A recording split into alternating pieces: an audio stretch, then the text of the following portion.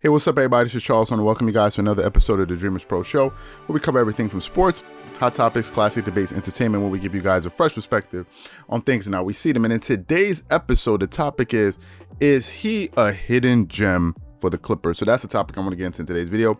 But before we get into that, I want you guys to please make sure you go ahead and hit the like button, hit the subscribe button, and hit the notification bell to be notified whenever we drop our content. Also be on the lookout for our Dreamerspro community, which is finished. We're just putting in some final touches. So if you guys haven't left your feedback in the poll that we have on the community section on the channel, please make sure you go ahead and do that so we get as many votes as possible, so we know exactly what the hell everybody wants before we launch, so everything is clear and understood. So anyway, let me get into the topic here. So y'all know that the Clippers are one of the deepest teams in the NBA. I think Jeff Van Gundy said recently in one of the games, I think it was a game against the Brooklyn Nets, where he said that he believes the Clippers are the most talented team in the NBA. And it kind of took, it took Mark Jackson, who was calling the game with him. It took him by surprise, because he was like, really? You think the Clippers are the most talented team? I think he was thinking conventional wisdom would tell you that the most talented team in the NBA is the Brooklyn Nets because of the star power that they have. But I think he was looking at the balance of talent, the positional talent, I think is what he was referring to. Talent that they have, great players that they have at different positions, how it all comes together, because it's like an amalgamation of just great players that come together and make one solid unit, right? It's not like an overwhelming presence of individual talent like you have with the Brooklyn Nets with Kevin Durant, Kyrie Irving, and James Harden. So that was a statement that he made, and I thought that the Clippers are one of the deepest teams in the NBA. And let's just give it up to the Clippers front office with Lawrence Frank. Now, I don't know if excuse me, if Jerry West is still a consultant with the Clippers, but I know that Lawrence Frank, I think he's a GM or the team president, if I'm not mistaken, for the team. And they put together a solid team. Let's just be honest. They put together a solid team. They picked up Serge Ibaka over the summertime, which is a major addition. We're going to get to that a little bit later today, because I'm going to be talking about Montrezl Harrell. But I'm going to tell you what kind of made me think about that topic. Of course, they added Kawhi Leonard, a major piece, franchise cornerstone piece. Paul George, everybody's seeing why Paul George deserved to be an all-star. And I also thought it was a bit funny that when early in the season, when the Clippers, not funny but ironic, earlier in the season when the Clippers played against the Phoenix Suns, and they were going back and forth, and I think there was a point in the game where Paul George and Devin Booker had a spat. And, Devin Booker was saying you're soft and all of that. Everybody's soft. Everybody's hard. Everybody's soft. Everybody's tough. Everybody's weak in the world today. And Devin Booker was saying you're soft and this and this and this and this and this. And I was saying to myself at the time, what has Devin Booker accomplished to be saying anything to Paul George? What has he accomplished?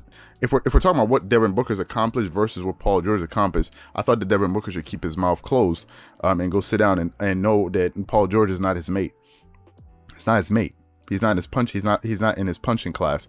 Paul George has accomplished way more than Devin Booker has. I don't even think Devin Booker's ever been to the NBA playoffs. So when Devin Booker was talking to Paul George, I'm like, what is this dude even talking about? It's like the thing of the guy when the story that y'all saw with Cam Newton when he was at his camp. I think it is football training at his camp or his summer league, whatever you want to call it. I don't know what it is. And he got into a back and forth with a kid on the court, on the field, and the kid was talking to Cam Newton. And it's like, and Cam Newton was kind of like, let me go get your dad, right? Like, go get your dad. Why am I conversating with this dude? The kid has not even been to the NFL, and he's there talking to Cam Newton. And in Devin Booker's case, is like, you never even been to the playoffs, and you're here talking about Paul George. So I thought that was pretty funny. And now y'all seeing why Paul George made a team and Devin Booker didn't make it on the team. Some people felt like Devin Booker got snubbed, but Paul George is a better player than Devin Booker. Period. He's a better player. He's a more versatile player. He's a bigger guy who can do the exact same things, and I'm sure he's a more efficient basketball player than Devin Booker. So you take that with you as you go. So they got Paul George. Of course, they have Patterson. They have Marcus Morris Sr., who was their number one focus as their first re-signing or signing in the offseason. They got him. Nicholas Batum shows you just how great of a front office these guys have to be able to pick up Nicholas Batum, man. What a glue guy. What a glue guy, and what a major piece he's been for the Clippers all season. Of course, they have Patrick Beverley. Everybody knows how I feel about Patrick Beverley. Excuse me. They have Ivica Zubac. Luke Kennard, who's been up and down. Last night, he finally got some minutes on the court. He had been off and on. He finally got some run last night. Then they have Lou Williams, who got off to a slow start this season, but is quickly starting to find his legs. He's been scoring a lot more. I think he's averaging 21 points over the last 6 or 7 games, if I'm not mistaken. Reggie Jackson and Amir Kofi, I hope I'm pronouncing his name properly. Obviously, they have some other pieces, but these are the major guys, or these are the key guys that usually get minutes on the team. These are the usual suspects for the team. But there's one guy that we always kind of forget, right? There's one guy that kind of goes overlooked, right? And he's the baby on the team. That's Terrence Mann. Guys, we got to talk about Terrence Mann. Terrence Mann, man, let me tell you something. This kid got something. This kid got something special about him. If you watch Terrence Mann last year, barely got any minutes. When he got into the game, you can see he was a little bit, he's very cautious, would rarely want to shoot because his confidence wasn't there. But as a sophomore, man, every time Terrence Mann comes on the court, something positive happens for this team. You never feel like when Terrence Mann is on the court with the Clippers that like they've lost something. Although he can't score like Lou Williams, although he's not as seasoned as these other guys, but the guy gives you 120% maximum effort. He runs after loose balls. He plays with a lot of energy. He can defend. He has a lot of size to him. I think he's about 6'4". Let me look at Terrence Mann's size right now. Terrence Mann is 6'5". He's a 6'5" point guard. So he has a lot of great size to him. And listen, this year, this kid is showing that he's a real gem. He's a real diamond in the rough for these guys. This season, he's averaging 4.5 points per game, 3.3 rebounds, and 1.2 assists. But he's doing that in 15 minutes. His minutes have doubled. Last season, he was playing about 8.5 minutes a game. Now he's playing 15 minutes a game. And now that he's getting his run, he's getting minutes, you can see that actually his productivity is doubling. His points per game have doubled. His shooting percentage, although he's only attempting 3.5 shots a game, he's making 50% of them, 48% of them. He's shooting 34.5% from the three. He's only attempting 1, but I think that's because of his confidence, right? He doesn't have as much confidence. He's shooting a respectable 75% from the free throw line. Let me tell you something. This guy, I really like Terrence Mann. And there's a story that I saw where Terrence Mann walked into the opposing team's locker room, the Wizards locker room, tapped Russell Westbrook on the shoulder, on the leg, and said to him, y'all better come with y'all game tonight because it's over for you guys. And Bradley Beal said he tore us apart.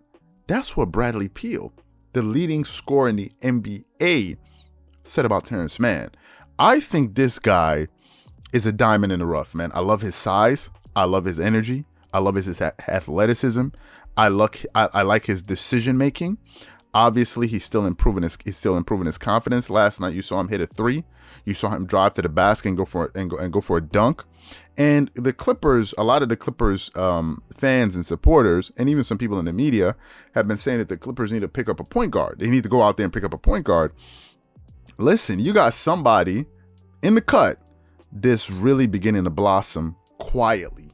He's not there yet. He hasn't turned into this big, game changer yet. But let me tell you something, man.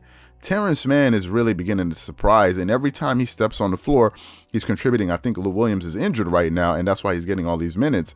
And if he continues to get more minutes and improve, I think he can be a piece for this team moving on in the future. Maybe they can use him. Maybe he can show so much promise that they decide to go out there and just trade him and get another piece or whatever it is. But they got something really special in this kid, and I really, really like what I'm seeing from Terrence Mann. So what I want to know from you guys is, what do you think about Terrence Mann? What do you think about what you're seeing from him so far? How do you think he's performing? Whatever you guys think, please leave your thoughts and comments in the comment section below. Again, if you enjoyed the video, be sure to make sure you go ahead and hit the like button, hit the subscribe button, and hit the notification bell to be notified whenever we drop our content. Again, if you enjoyed this video, be sure to check out the next video that we have coming up on the channel. Once again, this is Charles here from Dreamerspro. Wishing you guys an amazing day and catch you guys on the next episode. Peace.